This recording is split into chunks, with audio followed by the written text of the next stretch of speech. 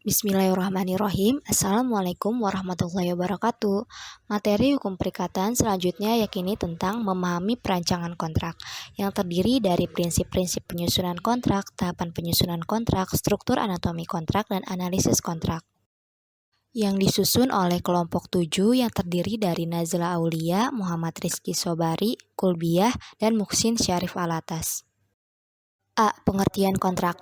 Mengenal kontrak atau contracts dalam bahasa Inggris dan overeenkomst dalam bahasa Belanda adalah peristiwa di mana dua orang atau lebih saling berjanji untuk melakukan atau tidak melakukan suatu perbuatan tertentu yang tercantum di dalam dokumen tertulis.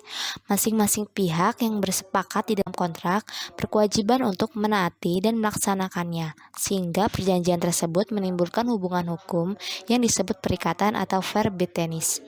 Karena dengan melakukan kontrak, timbul hak dan kewajiban bagi para pihak, maka kontrak tersebut dapat dijadikan sebagai sumber hukum formal dengan syarat kontrak tersebut memenuhi syarat sahnya kontrak.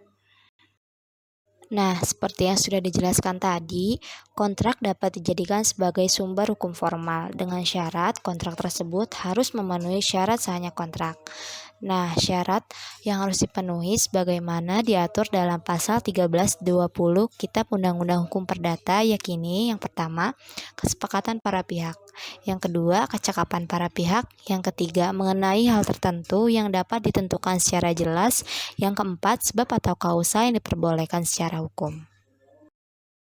Dalam suatu kontrak harus diperhatikan pula beberapa asas yang harus dipegang teguh oleh semua pihak yang berkontrak, yaitu asas konsensualisme atau kesepakatan, kepercayaan, kekuatan mengikat, persamaan hukum, keseimbangan, moral, kepastian hukum, kepatuhan, dan kebiasaan. Kemudian materi selanjutnya yakini B. Prinsip-prinsip penyusunan kontrak. 7 asas penting dalam suatu kontrak atau perjanjian. Yang pertama, asas kebebasan berkontrak. Asas kebebasan berkontrak merupakan otonomi para pihak.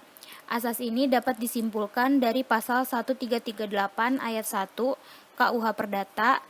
Semua perjanjian yang dibuat secara sah berlaku sebagai undang-undang bagi mereka yang membuatnya. Yang kedua, asas konsensualitas. Asas ini disimpulkan dari kata perjanjian yang dibuat secara sah dalam pasal 1338 ayat 1 dan pasal 1320 angka 1 KUH Perdata.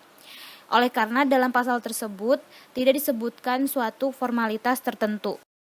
Ketiga, asas mengikatnya perjanjian atau Pacta Sunt Servanda. Asas Pacta Sunt Servanda berkaitan dengan akibat perjanjian. Asas ini sering disebut asas kepastian hukum. Dengan asas ini tersimpul adanya larangan bagi hakim untuk mencampuri isi perjanjian. Yang keempat, asas itikat baik. Asas ini ada dua, yaitu subjektif dan objektif. Diatur dalam pasal 1338 ayat 3 KUH Perdata bahwa perjanjian harus dilaksanakan dengan itikat baik. Dalam hukum kontrak, itikat baik memiliki 3 fungsi. Yang pertama, fungsi standar. Semua kontrak harus ditafsirkan sesuai dengan itikat baik. Yang kedua, fungsi menambah. Hakim dapat menambah isi perjanjian dan menambah kata-kata peraturan perundang-undangan yang berkaitan dengan perjanjian itu. Yang ketiga, fungsi membatasi dan meniadakan.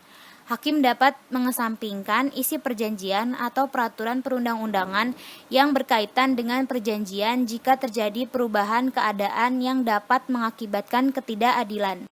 Yang kelima, asas personalitas.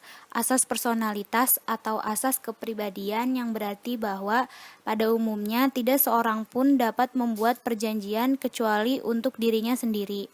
Yang keenam, asas force majeure. Asas ini debitur dibebaskan dari kewajiban untuk membayar ganti rugi akibat tidak terlaksananya perjanjian karena sesuatu sebab yang memaksa. Yang terakhir, asas exceptio non adimpleti contractus. Selanjutnya, tahapan-tahapan penyusunan kontrak. Dalam pembuatan suatu perjanjian atau kontrak, ada beberapa hal yang minimal harus dicantumkan dalam kontrak. Yang pertama, adanya para pihak, disebutkan kedudukan masing-masing. Yang kedua, objek perjanjian, hal apa yang menjadi dasar kerjasama. Yang ketiga, hak dan kewajiban para pihak. Yang keempat, jangka waktu perjanjian atau kapan perjanjian dikatakan berakhir. Yang kelima, ketentuan tentang ingkar janji dan akibatnya. Keenam, ketentuan tentang keadaan memaksa atau hal-hal di luar dugaan. Ketujuh, ketentuan penyelesaian perselisihan. Yang kedelapan, tanda tangan para pihak. Baik, di sini saya akan membacakan tentang anatomi suatu perjanjian atau kontrak yang dibuat oleh pihak secara strukturnya. 1. Judul kontrak. Di mana dalam suatu kontrak, judul harus dibuat dengan singkat, padat, jelas, dan sebaiknya memberikan gambaran yang dituangkan dalam perjanjian tersebut. Dan yang kedua, awal kontrak. Dalam awal kontrak dibuat secara ringkas dan banyak digunakan seperti yang bertanda tangan di bawah ini. Dan yang ketiga adalah para pihak yang membuat kontrak. Di bagian ini disebutkan para pihak yang mengikatkan diri dalam perjanjian tersebut.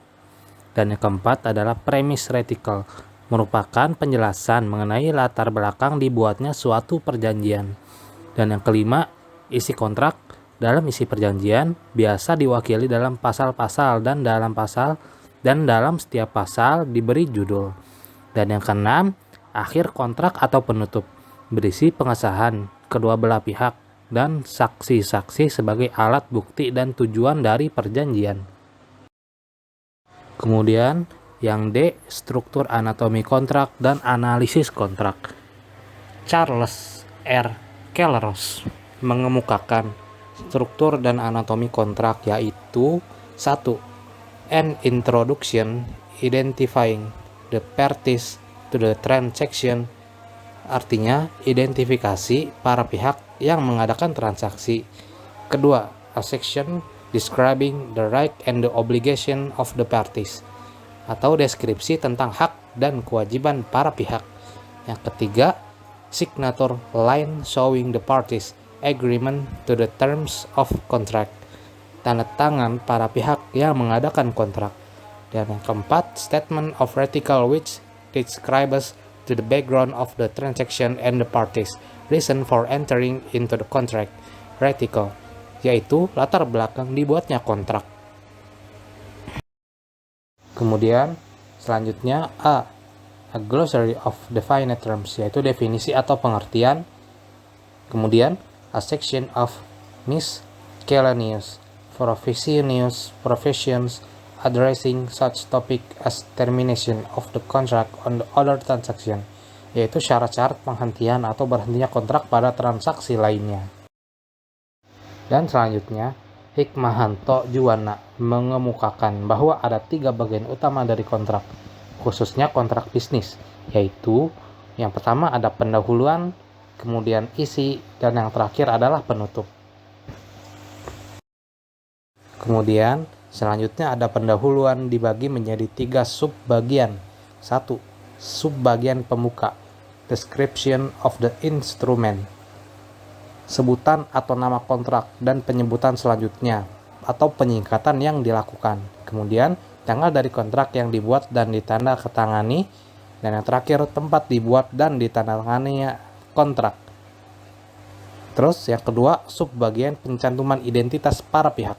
Dalam subbagian ini ada 3 hal yang perlu diperhatikan tentang identitas para pihak, yaitu para pihak harus disebutkan secara jelas.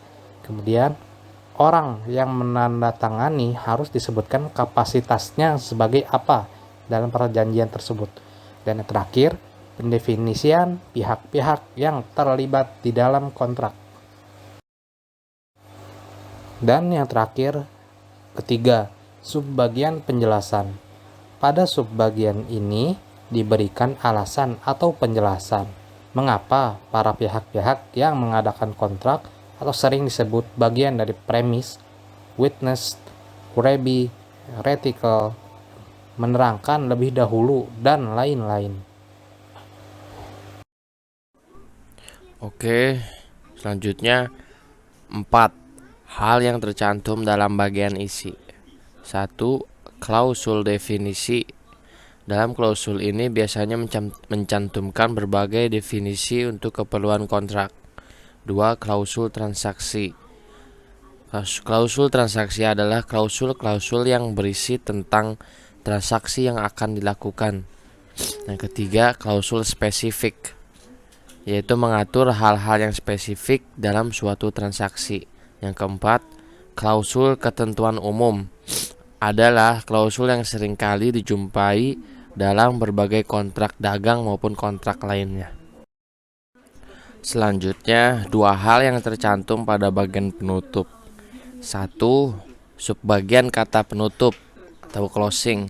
Yang kedua, subbagian ruang penempatan tanda tangan. Berdasarkan hasil analisis terhadap berbagai kontrak yang berdimensi nasional, maka kita dapat memilah struktur kontrak menjadi 12 hal pokok, yakni yang pertama judul kontrak, yang kedua pembukaan kontrak, yang ketiga komparisi, yang keempat resital, yang kelima definisi, yang keenam pengaturan hak dan kewajiban, yang ketujuh domisili, yang kedelapan keadaan memaksa, yang kesembilan kelalaian dan pengakhiran kontrak, yang selanjutnya pola penyelesaian kontrak, selanjutnya pola penyelesaian sengketa, selanjutnya penutup dan tanda tangan.